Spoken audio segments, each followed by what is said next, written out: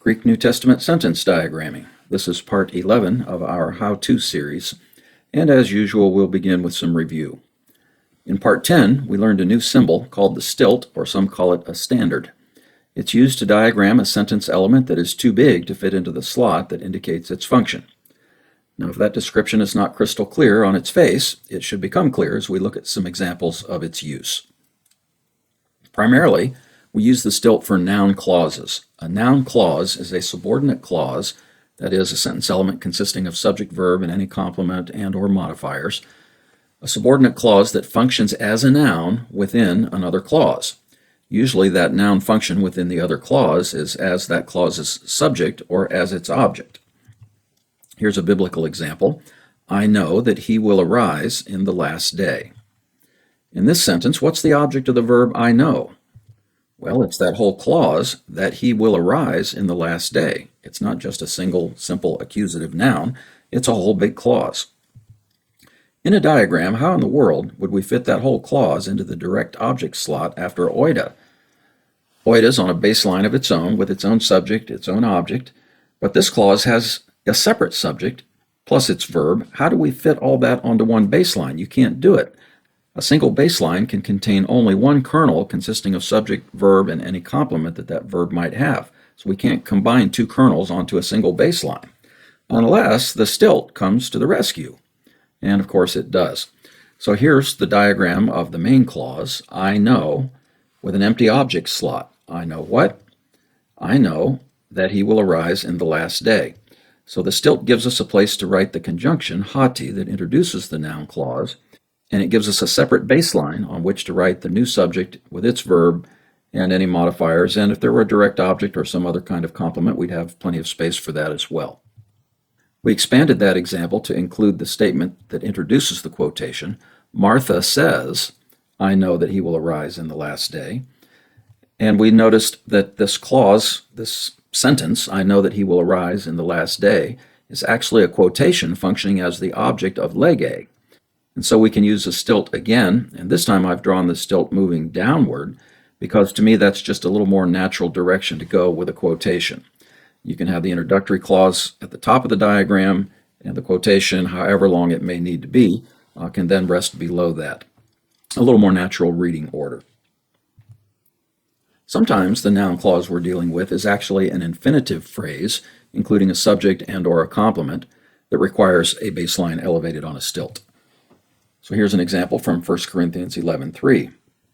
I want you to know that the head of every man is Christ. So the main verb is I want.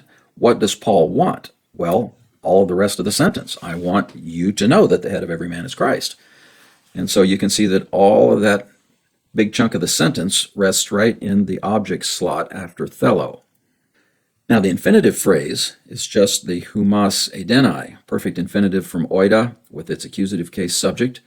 I want you to know what? Well, we have a noun clause introduced by hati that introduces the object of that infinitive to know.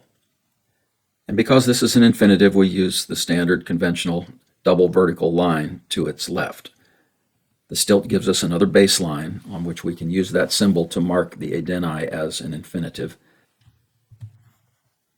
Another example is from Mark 3:20. A crowd gathers again, so that they were not able to eat bread. Here we have two infinitives. One is an adverbial infinitive introduced by hosta. It has its accusative subject, autus, so that they were not able what? Well, we need a complementary infinitive after dunasthai. They were not able to eat bread. And again, these double vertical lines that conventionally show an infinitive. One more example from Luke 2:49. Didn't you know that it was necessary that I be in the things of my Father?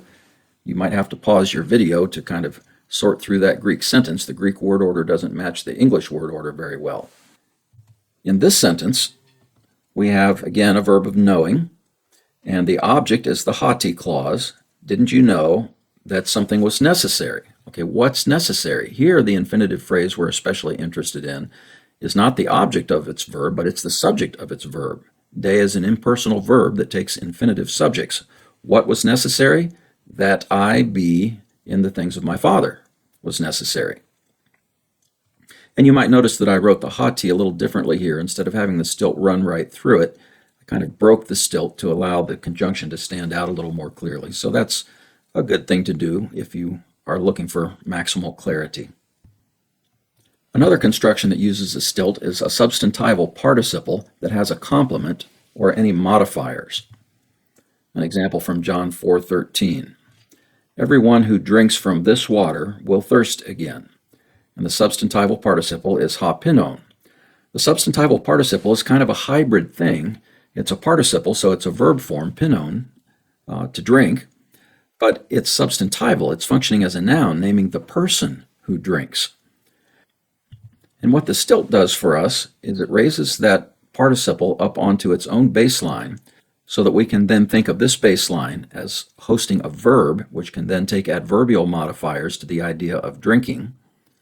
While there's also a noun slot down here, the subject of dipsese, the person who does the drinking is conceptualized in this noun slot, and so now we can attach adjectival modifiers such as pas, every person who is drinking.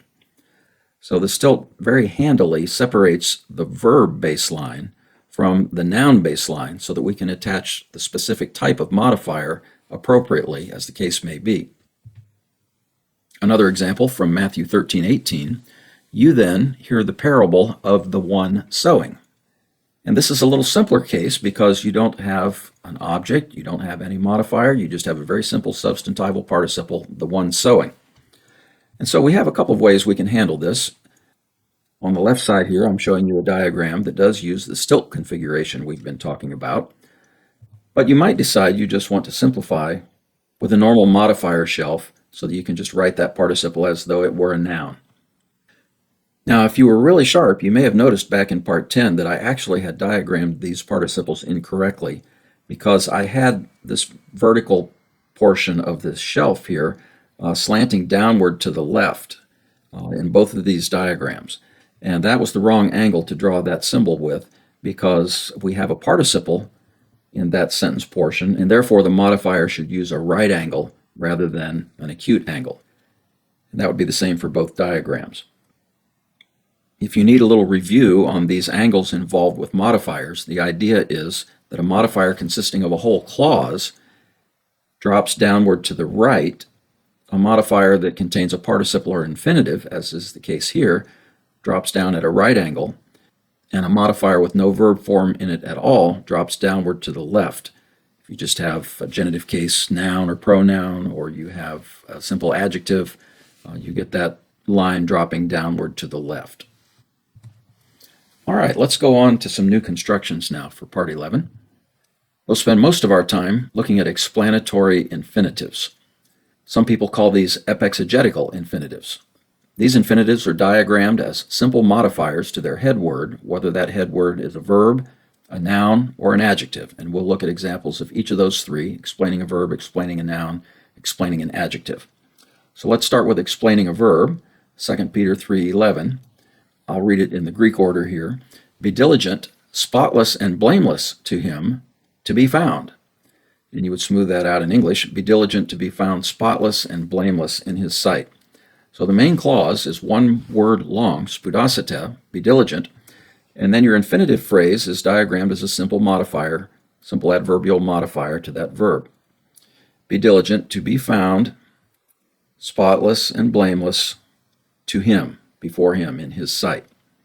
Now you might be a little surprised to see this line that separates the infinitive from its complement angled as though what follows is a predicate nominative.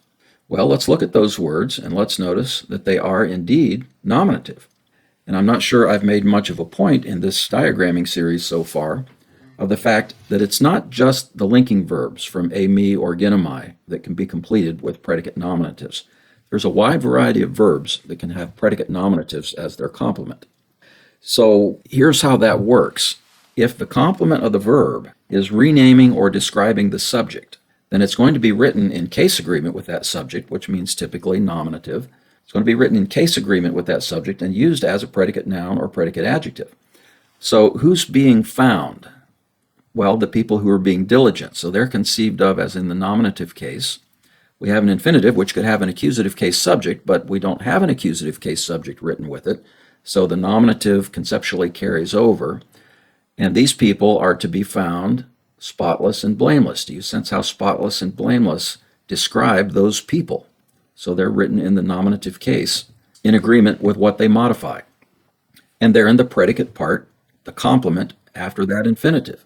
So they are predicate nominatives. In English, we don't have so many case endings to wrestle with, but we have exactly the same kind of construction. You might say, for example, that the man was found unconscious on his living room floor. Well, if you were to translate that into Greek, unconscious would be in the nominative case, agreeing with the word man, and it would be a predicate nominative. You might say to somebody, "You look good today." Well, good, if you put that in a Greek sentence where you've got to put a case ending on it, you're going to put it in gender number case agreement with whoever you're talking about. If you're talking to a group of people, it'll be plural. If you're talking to a group of women, it will be feminine plural. If you're talking to a single male, it would be masculine singular. You might say to someone, "You seem fearful." Again, fearful would be a predicate adjective. You might say, "I feel really frisky today." In Greek, that word frisky would be in the masculine nominative singular if you're a man speaking, feminine nominative singular if you're a woman speaking. So it's good to get used to seeing predicate nominatives to many other kinds of verbs than just the common linking verbs eimi and ginomai. Let's look at another example, this time explaining an adjective, Luke 15:19. The prodigal son, as he's coming back to his father, says, "I am no longer worthy to be called your son." The infinitive, to be called, is serving to modify the adjective axios, worthy to be called. And again, we have a predicate nominative. To be called who or what? To be called your son. So a passive form of the verb to call can often be completed with a predicate nominative, just like the passive of to be found could be completed with a predicate nominative. We'll look at several examples of an infinitive explaining a noun. Another from Luke, chapter 10, verse 19. "I have given to you the authority to walk upon snakes." The noun exousia often takes an explanatory infinitive, and we'll diagram that infinitive as a simple modifier to the noun authority, either on a simple modifier shelf, as I'm showing here, without a stilt at all. I'm giving you the authority to walk upon snakes, or if you like to use the stilt, then there's no reason you can't use the stilt. Notice that the infinitive here is introduced with a genitive case article. And I think there's something good to be said for showing that that genitive case article doesn't just qualify the infinitive, it kind of qualifies or introduces the whole phrase. I'm giving you the authority of what? It's in the genitive case, so you can conceptualize an of idea here. In English, we'll have to express that with not the infinitive form, but with the gerund form. Let's stop for a moment and think about what an infinitive is. An infinitive is a verbal noun. It names the action of the verb as a noun. In English, we have infinitives that do exactly the same thing, but we have another verbal noun, the gerund, with an ing ending. It looks just like a participle, but you can tell by the way it functions in a sentence that it doesn't have the adjectival function that a participle does. It has the noun function, and that's the gerund idea. So we could express that something like this: I have given to you the authority of walking, gerund form, walking upon snakes. And if we use the stilt, we make a little clearer that all of this belongs to that genitive case article, not just the patein, but the whole phrase. Okay, another example, 1 Thessalonians 1:8.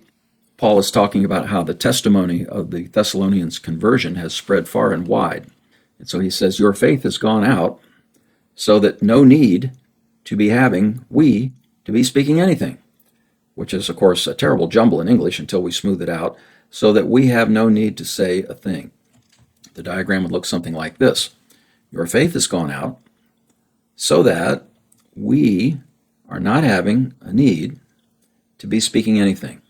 So need is the noun that the infinitive is explaining, telling us more about. Need to speak anything.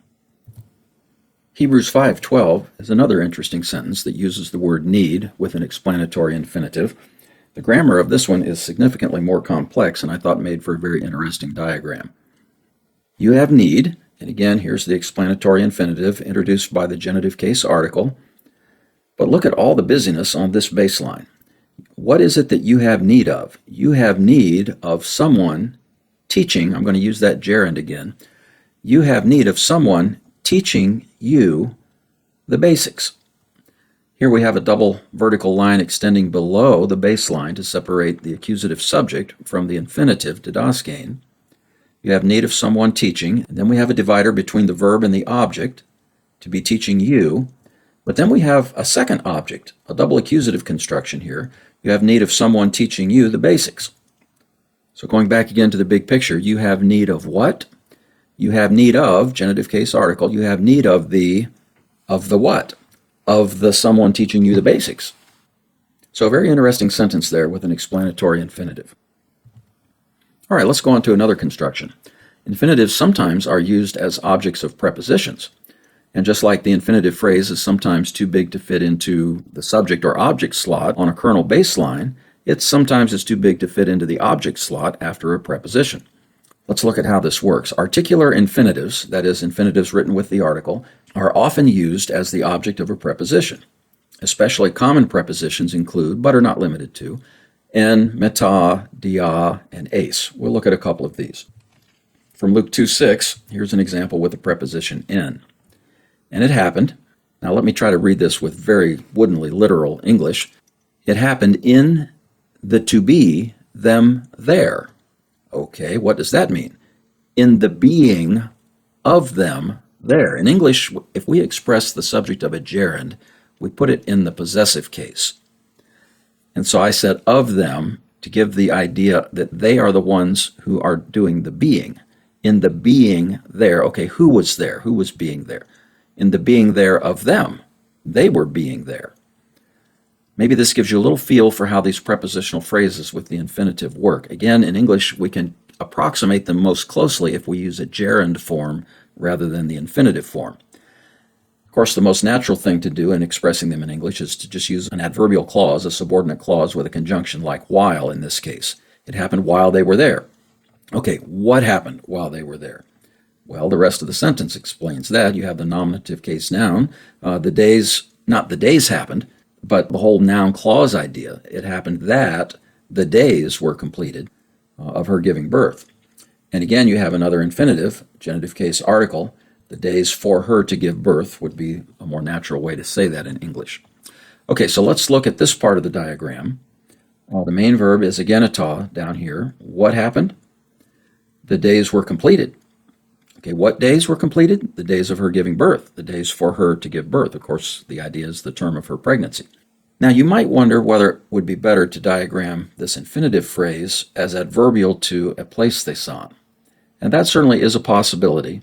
The days were completed for the purpose of her giving birth. But it seems to me a little more likely that this is describing the days that were completed. The days of her giving birth were completed. That's what happened. Now, what about this prepositional phrase with the infinitive that we're supposed to be talking about? In the them being there. Well, that would be diagrammed as adverbial to agenita, ento, preposition, and its object in the dative case. Ento, and what's the noun that goes with that? Well, there is no noun object of that preposition. There's the verbal noun, enai, with its own accusative case subject, and in this instance, an adverbial modifier. So in their being there, or again, much more naturally, while they were there. So these prepositional phrases with infinitive objects in Greek are very strange to English speakers who are not used to using an infinitive after the preposition at all. But I think you can see visually what's happening. You have a preposition en, its object is supposed to be in the dative case, so we have a dative article that goes with the infinitive, and then everything else surrounding the infinitive has to be built on that stilt right after the article to show that that makes a nice, neat noun phrase as the object of the preposition. Mark 14:55 gives us another example, this time using the preposition eis. And they sought against Jesus testimony in order to put him to death, in order to kill him. This one is especially interesting to me because in certain dialects of English, you actually do have a very close approximation to this Greek expression. The preposition eis can be rendered for, and in certain parts of the United States and various places in the British Isles, for to is fairly common with the infinitive. You do one thing for to do another. We have some old songs that we sing in this country, or we did at least when I was in school as a kid. I went down south for to see my gal. Well, they were seeking testimony against Jesus for to kill him. That would sound like perfectly good English in certain parts of our own country. By the way, we use that phrase very commonly when we specify a separate subject for the infinitive. It is okay for you to do that. Most of us, unless we live in one of those regions where for to is common, would never say it's okay for to do that, but we would say it's okay for you to do that. So we do use something very close to this expression very commonly across the whole cross-section of English speakers once we put a separate subject for the infinitive into the phrase. All right, they sought against Jesus testimony in order to kill him. So let's look at the diagram for this. The main clause is they sought testimony. Now, the prepositional phrase against Jesus, that might be diagrammed as I have it here, as adverbial. Prepositions are typically adverbial modifiers, but you might decide that you really want to diagram it under testimony. They sought testimony against Jesus. I don't see any problem with diagramming it that way. The word testimony, martyrion, is a noun in its part of speech, but it's an action noun. And because it's an action noun, it kind of partakes of a verbal idea, and that makes a prepositional phrase almost an adverbial modifier if it modifies that noun. So yes, I think you could diagram kata tu Jesu under martyrion if you preferred. Well, what about this infinitive phrase? They were seeking testimony against Jesus in order to kill him. Should that be diagrammed under the verb as I have it, expressing the purpose of their seeking testimony? Or should that too be diagrammed as a modifier for testimony? They were seeking testimony whose purpose was to put him to death. Well, I think this difference is a little more substantial, because what's involved now is the question of whose intent it was to put him to death.